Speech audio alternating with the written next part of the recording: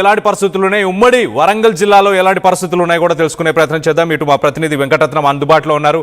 వెంకటరత్నంతో మాట్లాడి తెలుసుకునే ప్రయత్నం చేద్దాం. వెంకటరత్నం, చెప్పండి, వరంగల్లో ఎలాంటి పరిస్థితులు నెలకొని ఉన్నాయి ప్రస్తుతానికి అక్కడ? కళ్యాణ్, ఉమ్మడి వరంగల్ జిల్లా వ్యాప్తంగా దాదాపు 950కి పైగా బస్సులు ఇక్కడ స్ట్రైక్ లో ఉన్నట్టుగా తెలుస్తుంది. మనకు ప్రస్తుతానికి రోజుకు 5 నుండి 6 లక్షల మంది ప్రయాణికులు ఉమ్మడి వరంగల్ జిల్లాలో ఇబ్బందులు పడేటువంటి పరిస్థితులు నెలకొన్నాయి. ఇప్పటి వరకు రాష్ట్ర వ్యాప్తంగా కూడా అనేక 32 అంశాలపై కూడా చర్చలు జరుగుతున్నప్పటికీ కూడా ఫలించకపోవడంపై ఆర్టీసీ కార్మికులు బగ్గుమంటున్నారు. గతంలో జరిగినటువంటి సమ్మెలను ఉదాహరిస్తూ ఆర్టీసీ కార్మికులు ఇక్కడ 6 గ్యారంటీలో ప్రధాన పాత్ర పోషిస్తున్నటువంటి మహాలక్ష్మి పథకం కూడా ఆర్టీసీకి సంబంధించిందే కాబట్టి ఎంతో మంది ప్రయాణికులు ఇబ్బంది పడుతున్నారు. దాంతో పాటు ఇప్పటి వరకు ఎన్నో అపసోపాలు పడుతూ ఇక్కడ మామూలుగా మున్సిపల్ కార్మికుల కంటే తక్కువ జీతాలతో మేము పని చేసుకుంటూ కూడా తమ పిల్ల పాపల్ని చదివించలేని దుస్థితిలో ఉన్నాము.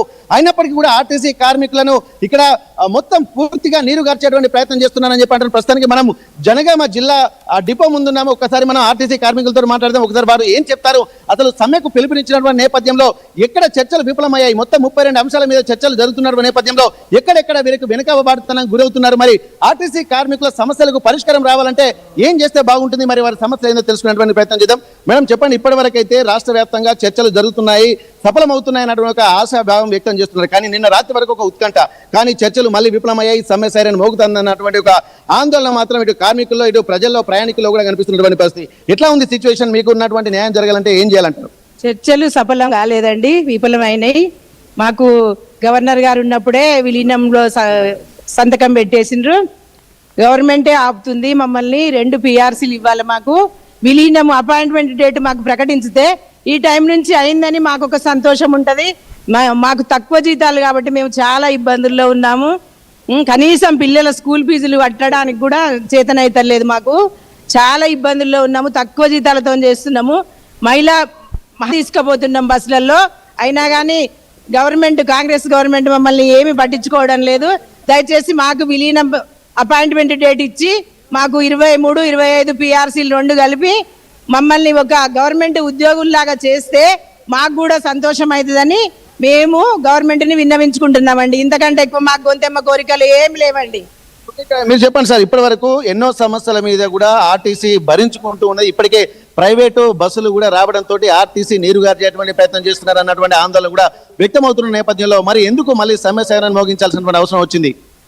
ముఖ్యంగా ఆర్టీసీ సమ్మె మళ్ళీ చేయడానికి ఒక ముఖ్య కారణము అపాయింట్మెంట్ డేట్ ఇవ్వకపోవడం. ఎప్పుడైతే విలీనానికి సంబంధించిన డేట్ ఇవ్వడానికి ప్రభుత్వం 2023లో ఏదైతే కాంగ్రెస్ ప్రభుత్వం మేనిఫెస్టోలో ప్రకటించిందో వాళ్ళు అదే కోరుతున్నారు. ఇక్కడ పెద్దగా కోరేదేం లేదు. మేనిఫెస్టోలో కాంగ్రెస్ ప్రభుత్వము ఏమి చెప్పిందో అదే చేయమని అడుగుతున్నారు.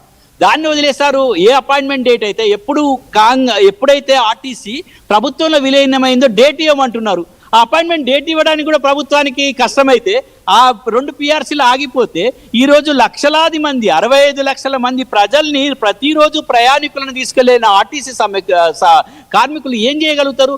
కిక్కిరిసిన బస్సులు, ఆ బస్సుల మధ్య తోపులాటలతో పోతున్నటువంటి ఆర్టీసీ వాళ్ళను మనము కాపాడుకోవాల్సిన అవసరం ఉంది. ప్రజల మీద అవసరం ఉంది.